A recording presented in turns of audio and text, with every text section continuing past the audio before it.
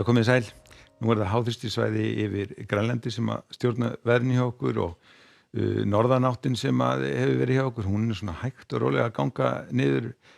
næsta sólarhringinn og því má búast við því að það verði svona hæglátir vindar hjá okkur næstu dagana. En lægðabrautin hún aftur á móti liggur langt fyrir sunnan okkur og lægðirnar mun nú helst lenda þá á Bretlandseyjum og síðan norður Evrópu næstu dagana. Við erum í köldum loftmassa og það mun verða áfram svoleiðis hjá okkur næstu dagana og það ekki bara hjá okkur heldur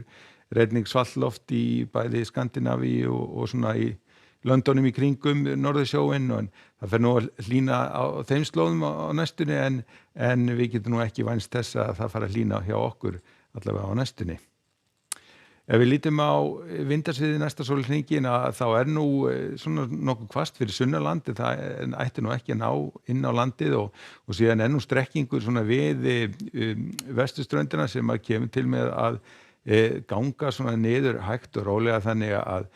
græni liturinn sem að táknar hægan vind hjá okkur, að hann svona fer hægt og rólega að taka yfir allt kortið hjá okkur. Og á Íslandskorti á morgun að það gæti þá litið svona út, það svona fremur hæg norðlæg átt hjá okkur, léttskýjað allt vestanvert landið og norðanvert landið einnig og gæti jafnvel orðið heiðskýrt, en aftur á móti svona fremur þungbúið við norðurströndina og gæti jafnvel fallið niður einhver stöku él. En það kalt hjá okkur, hitatölur ekki nema kannski 7-8 stig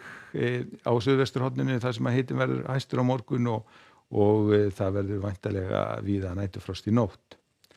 Nú síðan áfram á mánudeginum að þá nú ekki mikil breyting hjá okkur. Norðanáttin hún nú svona stífust kannski við austurströndina en annars hún fremur hæg en það verður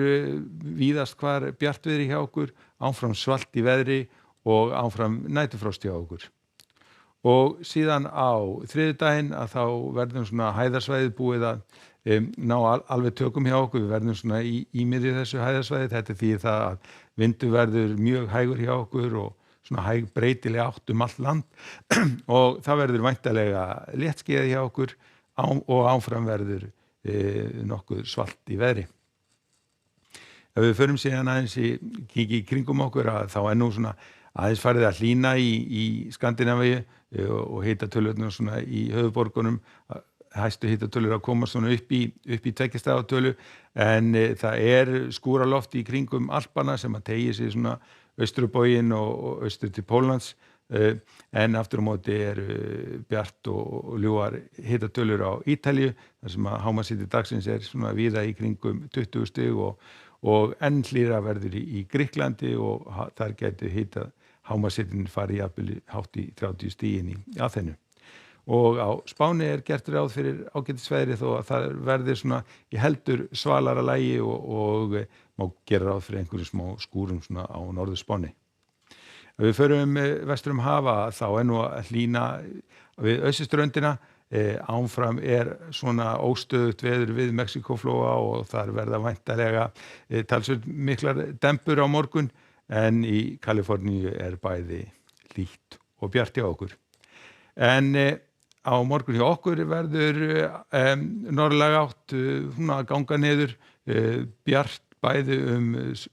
vestan og norðanvert landið þar sem gæti jafnvel orðið heiðskýrt, þungbúið austan til þar sem gæti dottið niður